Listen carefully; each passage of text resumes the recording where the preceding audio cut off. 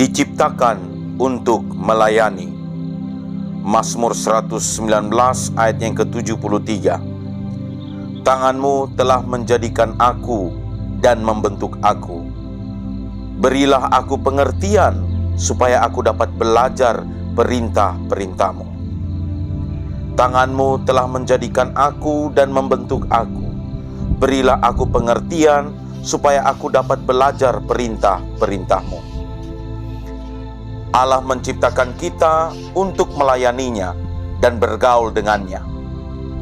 Tetapi karena dosa, kita menjadi tidak layak untuk melayaninya dan bergaul dengannya.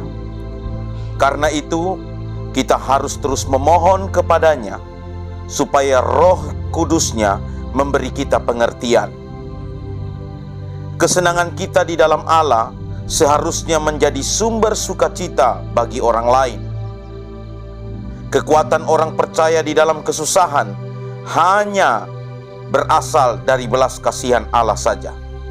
Sekali lagi, kekuatan kita orang percaya di dalam kesusahan dan pergumulan harus hanya berasal dari belas kasihan Allah saja.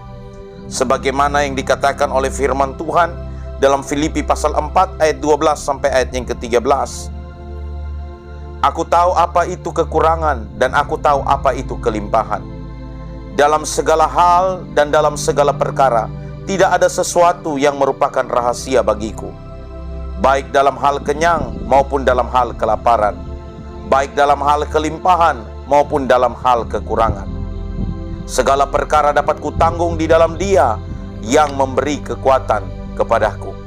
Di dalam terjemahan Alkitab Firman Allah yang hidup, saya dapat hidup seadanya. Saya telah mempelajari rahasia untuk merasa puas dalam segala keadaan, baik kenyang atau lapar, baik berkelebihan atau berkekurangan. Sebab saya dapat melakukan segala kehendak Allah dengan pertolongan Kristus yang memberi saya kekuatan dan kuasa. Perhatikan bahwa Allah sangat mengasihi kita seperti seorang ayah atau seperti seorang ibu kepada anaknya. Mereka menghampiri kita ketika kita tidak berani menghampiri mereka. Allah mengasihi kita seperti orang tua kita mengasihi kita. Bahkan di dalam Yesaya pasal 49 ayat 15 sampai ayat 16a menjelaskan betapa besarnya kasih dan cinta Allah kepada setiap kita orang percaya. Saya bacakan bagi kita Yesaya 49 ayat 15 sampai ayat 16a. Dapatkah seorang perempuan melupakan bayinya sehingga ia tidak menyayangi anak dari kandungannya? Sekalipun dia melupakannya, aku tidak akan melupakan engkau. Lihat, aku telah melukiskan engkau di telapak tanganku. Di dalam terjemahan versi firman Allah yang hidup dikatakan, tidak mungkin. Mungkinkah seorang ibu melupakan bayinya atau tidak mengasihi anak dari kandungannya? Sekalipun seandainya mungkin, aku Tuhan tidak akan melupakan engkau. Lihat, aku telah mengukir namamu di telapak tanganku. Betapa Tuhan mengasihi kita, sehingga kasih Tuhan melebihi kasih orang tua kepada kita.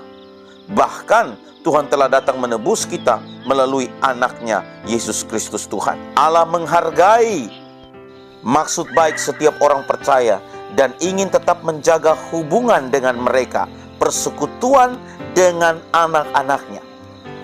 Hati yang benar sungguh-sungguh bergantung kepada Allah dan berserah kepadanya. Itulah yang diinginkan daripada Bapa di surga kepada setiap orang percaya. Dan Daud berdoa memohonkan ketulusan ini, supaya hatinya sungguh-sungguh tertuju kepada perintah-perintah Allah. Kerinduan Daud adalah dia mau belajar perintah Tuhan dan bahkan sungguh-sungguh melakukannya, menerapkannya, mengaplikasikan firman itu di dalam kehidupannya. Daud berdoa agar hatinya tidak penuh tipu muslihat yang menjauhkannya dari kesalehan dan terjebak di dalam kuasa kejahatan. Namun agar hatinya tetap beriman teguh kepada Allah dan jiwanya menjadi sehat. Daud sadar akan konsekuensi dari kemunafikan.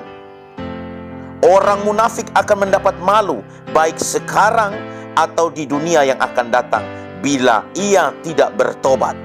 Sehingga Daud berkata bahwa kerinduan dia adalah belajar perintah Tuhan, belajar firman Tuhan, sehingga dia memiliki pengertian dan dia dapat mengaplikasikan, melakukan firman itu di dalam kehidupannya dengan sungguh-sungguh. Kalau tidak, Daud akan terjebak di dalam kemunafikan. Dan konsekuensi orang yang munafik adalah dia akan dipermalukan, baik dalam kehidupan sekarang ini maupun di dalam kehidupan yang akan datang. Kiranya renungan ini boleh memberkati kita semua. Ingat, kita diciptakan untuk melayani Tuhan. Karena itu sekali lagi Mazmur 119 ayat 73 mengajarkan kita untuk mau belajar firman Tuhan dan melakukannya. Tanganmu telah menjadikan aku dan membentuk aku. Berilah aku pengertian supaya aku dapat belajar perintah-perintahmu. Tuhan Yesus memberkati kita semua. Shalom.